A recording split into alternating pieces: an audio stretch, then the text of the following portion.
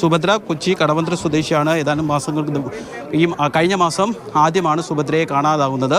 മകൻ പോലീസിൽ പരാതി നൽകി ഇവരെ കാണാനില്ലെന്ന് കാണിച്ച് അതിൻ്റെ അടിസ്ഥാനത്തിൽ പോലീസ് നടത്തിയ അന്വേഷണത്തിൽ ഇവർ അവസാനം എത്തിയത് കലവൂരാണെന്ന് അറിയുകയും അതിൻ്റെ അടിസ്ഥാനത്തിൽ നടത്തിയ അന്വേഷണത്തിലാണ് ഇപ്പോൾ നമ്മൾ മൃതദേഹം കുഴിച്ചെടുക്കുന്ന കാണുന്ന ദൃശ്യങ്ങളുള്ള സ്ഥലത്തേക്ക് പോലീസിൻ്റെ അന്വേഷണം എത്തുന്നത്. എന്ന് മാത്രവുമല്ല, ഈ വീട്ടിലേക്ക് വരുന്ന വഴിയിൽ മറ്റൊരു വീട്ടിലൊരു CCTV ക്യാമറകൾ ഉണ്ടായിരുന്നു. ആ ക്യാമറയിലെ ദൃശ്യങ്ങളും ഈ കേസിൽ നിർണായകമായി സുഭദ്ര ഇങ്ങോട്ട് വന്നു എന്നുള്ള ഉറപ്പ് പോലീസിന് അതോടുകൂടി ഉറപ്പിക്കാൻ സാധിച്ച ആ ദൃശ്യങ്ങളിൽ സുഭദ്രയുടെ ദൃശ്യങ്ങൾ പതിഞ്ഞിരുന്നു. എന്ന് മാത്രവുമല്ല, തിരിച്ചിവർ ഇറങ്ങി പോയതുമില്ല.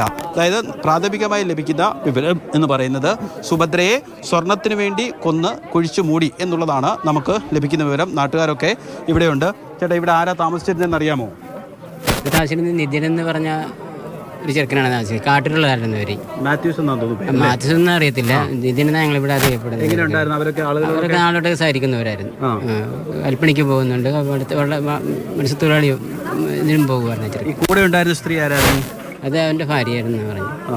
ഒരു വന്നിട്ട് 2 വർഷം കഴിഞ്ഞതേ. അപ്പോൾ അതങ്ങനെ ഞങ്ങളൊക്കെ പരിചയപ്പെടുന്നത് കാണുന്നത്. ഇങ്ങനെ നാട്ടുകാരോടൊക്കെ നാട്ടുകാരോടൊക്കെ സഹകരിക്കുന്ന ഈ അമ്മച്ചി ഇവിടെ വരുന്നത് നിങ്ങൾ കണ്ടിട്ടുണ്ടോ? ഇല്ല, അവരെ ഒന്നും കണ്ടിട്ടില്ല.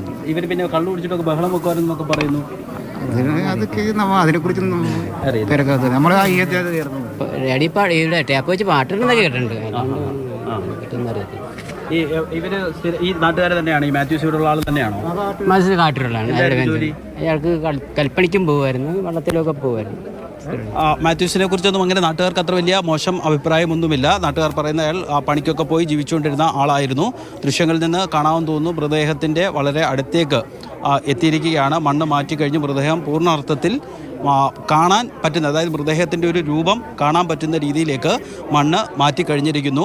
ഈ മൃതദേഹം പുറത്തെടുത്ത ശേഷം ഇവിടെ വെച്ചൊരു പ്രാഥമിക നടപടിക്രമങ്ങൾ, പോലീസിൻ്റെ നടപടിക്രമങ്ങൾ പൂർത്തിയാക്കി മൃതദേഹം പോസ്റ്റ്മോർട്ടത്തിനായി കൊണ്ടുപോകും. സുഭദ്രയെ കൊന്നത് സുഭദ്രയുടെ മൃതദേഹം തന്നെയാണോ എന്ന് ഉറപ്പാക്കേണ്ടതുണ്ട്. ഇതിന് ബന്ധുക്കളെ വിളിച്ചു വരുത്തിയിട്ടുണ്ട്. മൃതദേഹം തിരിച്ചറിയാൻ വേണ്ടി ഈ ദമ്പതികൾ, അതായത് ഇവിടെ കലവൂരിൽ താമസിച്ചുകൊണ്ടിരുന്ന ദമ്പതികൾ സുഭദ്രയെ, മാത്യൂസും ഒപ്പം തന്നെ ഷർമിള. മാത്യൂസ് നേരത്തെ പറഞ്ഞതുപോലെ തന്നെ കലവൂർ കാട്ടൂർ സ്വദേശിയാണ്. അയാൾ മത്സ്യത്തൊഴിലാളി, ഒപ്പം തന്നെ മേശരിപ്പണിക്കൊക്കെ പോകുന്ന, അതായത് കൽപ്പണിക്കൊക്കെ പോകുന്ന ആളാണ്.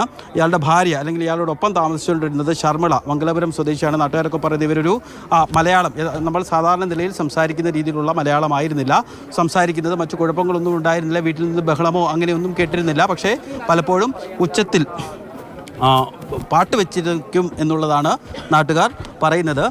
എന്തായാലും മൃതദേഹം അല്പസമയത്തിനകം മൃതദേഹം പുറത്തെടുക്കും. ഷർമിളേതാണ് എന്നാണ് ഉറപ്പാക്കേണ്ടത്. ഈ ഷർമിളയെ പരിചയപ്പെട്ടതുമായി ബന്ധപ്പെട്ട് മാത്യൂസും ഒപ്പം തന്നെ ഷർമിളയും സുഭദ്രയെ ബന്ധപ്പെട്ട് 2 കാര്യങ്ങളാണ് പോലീസ് ഉദ്യോഗസ്ഥർ പറയുന്നത്. ഒന്ന്, സുഭദ്ര അവിടെ കടവന്ത്രയിൽ ഒരു ഹോസ്റ്റൽ നടത്തിയിരുന്നു. അവിടെ ഷർമിള താമസിക്കാനെത്തിയിരുന്നു. അങ്ങനെയുള്ള പരിചയമാണെന്ന് പറയുന്നു. എന്നാൽ സുഭദ്ര സ്ഥിരമായി ക്ഷേത്ര ദർശനത്തിന് പോകുമായിരുന്നു. അങ്ങനെ ക്ഷേത്രത്തിൽ വെച്ച് കണ്ട് പരിചയപ്പെട്ട് അങ്ങ് അടുപ്പത്തിലാകുമായിരുന്നു. പിന്നീട് ഇരുവരും അങ്ങോട്ടും ഇങ്ങോട്ടും സ്ഥിരമായി പോവുകയും വീടുകളിൽ പരസ്പരം താമസിക്കുകയും ഒക്കെ ചെയ്തിരുന്നു. അങ്ങനെ ഒരു ഘട്ടത്തിൽ സുഭദ്രയുടെ ഒരു സ്വർണം ഈ ഷർമിളയും ഒപ്പം തന്നെ മാത്യൂസും ചേർന്ന് അപഹരിച്ചു. ഇതിനുശേഷം കാര്യമായ അടുപ്പം ഇവർ തമ്മിൽ ഉണ്ടായിരുന്നില്ല. എന്നാൽ പിന്നീട് വീണ്ടും സുഭദ്രയുമായിട്ട് അടുപ്പം സ്ഥാപിക്കുകയും വീട്ടിലേക്ക് വിളിച്ചു വരുത്തുകയും ശേഷം സ്വർണം കൈക്കലാക്കി കൊലപ്പെടുത്തി ദമ്പതികൾ ഇവിടെ നിന്ന് കടന്നു കളയുകയായിരുന്നു എന്നുള്ളതാണ് വിവരം.